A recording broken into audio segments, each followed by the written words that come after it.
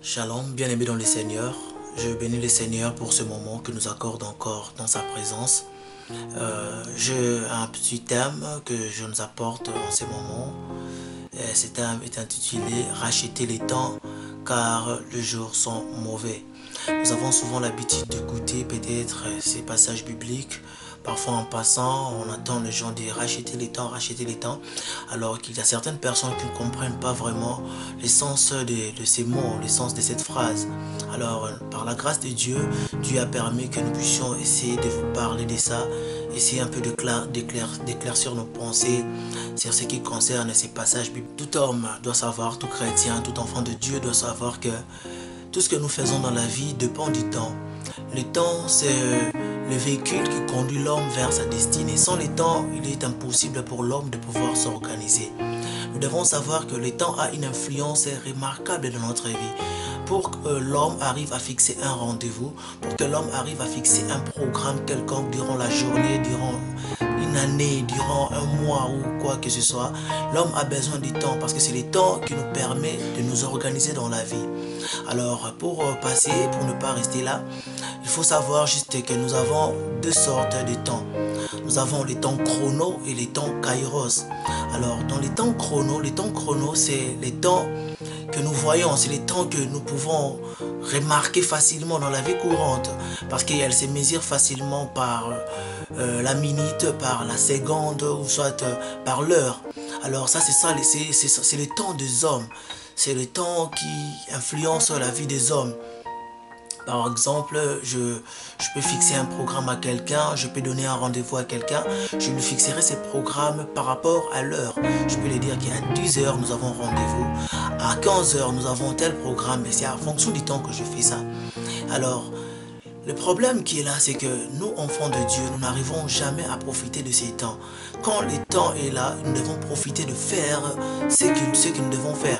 Parce qu'il y a un adage qui dit que ne remettons pas au lendemain ce que nous pouvons faire aujourd'hui. Il y a beaucoup de personnes, beaucoup d'enfants de Dieu qui négligent ces facteurs, qui négligent cette pensée, alors que c'est tellement important. La chose que tu pouvais faire aujourd'hui, tu le rapportes pour le faire demain. Et tu remarquerais que demain, tu n'as pas le temps de le faire. Bien aimé, nous devons savoir que pour arriver aujourd'hui, nous sommes passés par hier. De même, pour arriver demain, nous passons par aujourd'hui. Cela veut simplement dire que Dieu nous donne souvent le temps de faire les choses. Dieu nous accorde des opportunités qui ne peuvent jamais revenir deux fois dans la vie. Alors quand nous avons ces temps, nous devons profiter pour pouvoir arriver à atteindre nos objectifs, pour pouvoir faire ce que nous devons faire rapidement pour être dégagés. Il y a beaucoup de personnes qui se sont retrouvées dans les échecs dans la vie. Ils sont restés dans l'échec dans la vie parce qu'ils ont négligé le facteur du temps. Ils ont eu l'habitude de rapporter toujours, de rapporter ce qu'ils devaient faire et ils se sont retrouvés en fin de compte qu'ils n'avaient plus de temps. Alors toi, enfant de Dieu qui me suis en ce moment, mets ça dans ta tête, mets ça dans ta conscience que les temps que Dieu t'accorde, tu dois profiter de ces moments pour faire ce que le Seigneur te demande de faire. Et deuxièmement, nous avons le temps Kairos. En dehors du temps chrono, nous avons le temps kairos. Le temps kairos, c'est un temps qui ne dépend pas des hommes. C'est le temps de Dieu lui-même. Parce que Dieu, c'est le maître du temps et des circonstances. Le temps kairos, c'est un temps qui n'a rien à voir avec le calcul des hommes. Le temps kairos, c'est le temps que Dieu contrôle de sa propre manière. Quand l'homme peut perdre son temps, quand l'homme, après avoir raté, l'homme peut peut-être désespéré d'un certain événement de la vie parce que le temps chrono est déjà passé, le temps chrono s'est déjà écoulé. Mais nous remarquons que Dieu a sa propre manière d'agir en son propre temps. Le temps kairos, c'est le temps de Dieu qui ne dépend pas des hommes. Le temps kairos, c'est le moment où Dieu nous donne des opportunités dans la vie. Vous allez remarquer, bien aimé, il y a des moments dans la vie où tout nous sourit. Vous allez remarquer qu'il y a des moments dans la vie où tout va bien. Quand tu fais quelque chose, ça réussit. Quand tu te donnes à quelque chose, ça va, ça marche vraiment, tout va bien. C'est ça les temps de Dieu. Alors, quand on parle de ces passages bibliques, racheter les temps car les jours sont mauvais, nous devons juste savoir que le bon moment ne dure pas toujours. Car il y a des moments où la vie peut nous sourire, il y a des moments aussi où la vie ne peut pas nous sourire. Car un passage biblique déclare ceci, Il y a un temps pour toutes choses, un temps pour toutes choses sur la terre. Il y a un temps pour naître, il y a un temps pour mourir, il y a un temps pour planter et un temps pour récolter ce qu'on a planté. Cela veut dire que quand tu as l'opportunité de vivre, profite de ce que la vie est en train de t'offrir pour le moment. Parce que demain, ça peut être tard. Si aujourd'hui, le Seigneur t'accorde la grâce d'avoir le parent qui paye tes frais scolaires, qui paye tes minervales, qui t'aide à étudier, à aller de l'avant, tu dois profiter de ce moment, tu dois profiter de la présence de tes parents, parce que plus tard, tes parents peuvent mourir. Tu pourras te retrouver peut-être dans la famille, tu commenceras à te poser des questions, à te faire des soucis en te disant que quand j'avais mon père, vous savez, il y a beaucoup de personnes qui se dérangent aujourd'hui, qui se disent, si je savais quand j'avais mon papa, quand j'avais ma maman, c'est déjà trop tard parce que son papa ne plus là, sa maman ne plus là. Celui qui pouvait le soutenir à étudier, celui qui pouvait payer ses frais scolaires ne plus là. Et il se retrouve que tout est déjà tard pour lui. Bien aimé, j'aimerais te dire encore quelque chose. Quand tu rencontres que dans ta vie, tu as des moments qui te sont offerts pour prier, tu as des temps favorables pour chercher Dieu, pour aller dans la présence de Dieu à tout moment, fais-les. Quand l'Esprit te pousse à prier, prie. Quand l'Esprit te pousse à lire la Bible, prie. Parce qu'il y a des moments où tu auras besoin de prier, mais que tu n'arriveras pas à prier. Mais quand tu es en train de prier, sache que tu es en train d'approvisionner le prière. Quand tu pries, sache que tu es en train de garder, de faire des provisions de prière. C'est pourquoi tout enfant de Dieu doit saisir l'opportunité qu'il lui est donnée. Tu as des amis qui ne connaissent pas Dieu. Tu as des frères et sœurs dans la famille, au quartier, par-ci, par-là, à l'institut, au travail, à l'université, des amis qui ne parlaient pas de Dieu. Et en regardant personnellement, tu constates que ceux-là sont perdus parce qu'ils ne connaissent pas Dieu. Alors que vous avez le temps de bavarder, vous avez le temps de blaguer, le temps de manger ensemble, de marcher ensemble durant toute la journée. Vous parlez de futilité, vous pouvez parler de n'importe quoi, mais à aucun moment, tu as eu le temps de parler de tes amis de la part du Seigneur. Bien aimé, profite de ce moment qui t'est offert. Parle à tes amis de la part de Dieu. Profite de ce temps qui t'est offert. Fais ce que tu peux faire. Réjouis-toi de ce que la vie peut t'offrir en ces moments. Parce que demain, ça peut être tard. Laisse-moi te rappeler qu'il y a des âmes qui ne sont pas encore converties, qui attendent à ce que toi, tu te décides pour le parler de la part de Dieu.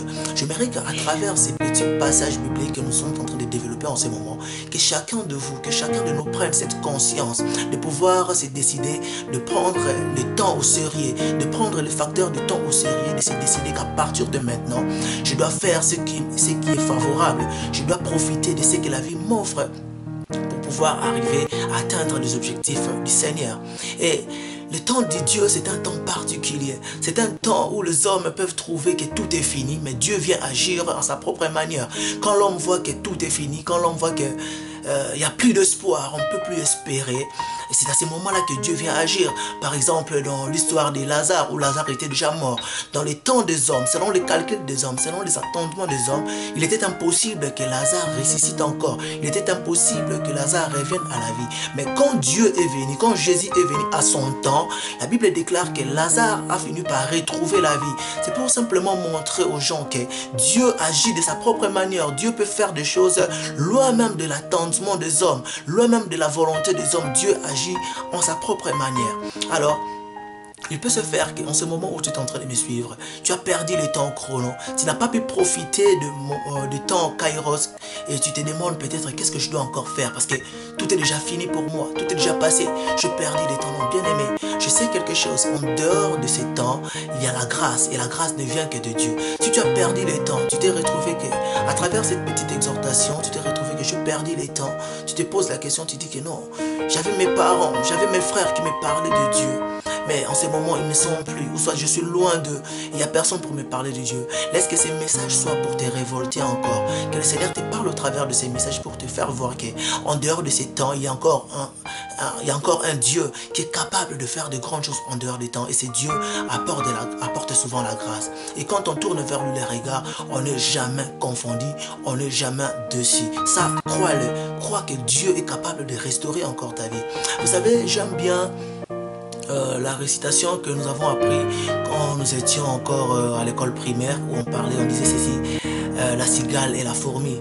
La cigale et la fourmi, on dit que la cigale, elle a chanté tout l'été, elle se trouva fort dépourvue. Quand la bise fut venue, pas un seul petit morceau de mouche ou de vermisseau, elle alla crier famine chez la fourmi sa voisine. Alors, la fourmi qui n'est pas prêteuse pose la question à la cigale, que faisais-tu au temps chaud? C'est à ce moment-là que la cigale commence à dire que je dansais. Ah, vous voyez, quand la vie nous offre des moments favorables, nous devons profiter. Pendant qu'ils étaient à la période de l'été, pendant qu'ils étaient dans la saison de l'été, la cigale a trouvé que non, c'est le temps de danser, c'est le temps de se réjouir, c'est le temps de faire tout ce qu'il faut faire. Alors que la fourmi était sage, il approvisionnait le bien. La fourmi était sage, il gardait parce qu'il savait que le temps de bonheur finira par passer, le temps de la joie va passer. Il y aura aussi un moment où tout ne sera plus bien. Il y aura un moment où on va souffrir, on va manquer à manger. Alors pendant le temps où les autres sont en train de se réjouir, que j'approvisionne les choses pour que quand le moment difficile viendra, que je ne souffre pas. Alors il était sage. La Bible déclare que l'homme prudent voit le mal de loin et se cache. C'est l'intelligence qu'a fourni la fourmi dans cette histoire, dans ce théâtre. J'aime bien cette histoire, dans cette récitation, on parle bien de la fourmi. Alors bien aimé, nous ne devons pas être comme la cigale. Quand le moment est favorable et nous nous réjouissons, alors nous ne savons pas qu'il y a aussi des temps difficiles qui peuvent nous arriver. C'est simplement pour te dire que bien aimé, réjouis-toi de ce que le Seigneur te donne, de ce que le Seigneur te propose. Car aujourd'hui, peut-être tu as tes parents pour étudier. Aujourd'hui, tu as peut-être eu cette opportunité d'écouter la parole de Dieu. Aujourd'hui, tu as peut-être eu la grâce d'avoir le parent qui t'ont appris le chemin de Dieu, qui t'ont montré la voie du Seigneur, qui t'ont amené à l'église, qui t'ont fait comprendre la voie de Dieu. Profite de ce moment parce que demain, tes parents peut-être ne seront plus là. Peut-être ta maman qui t'apprend la prière ne sera plus là.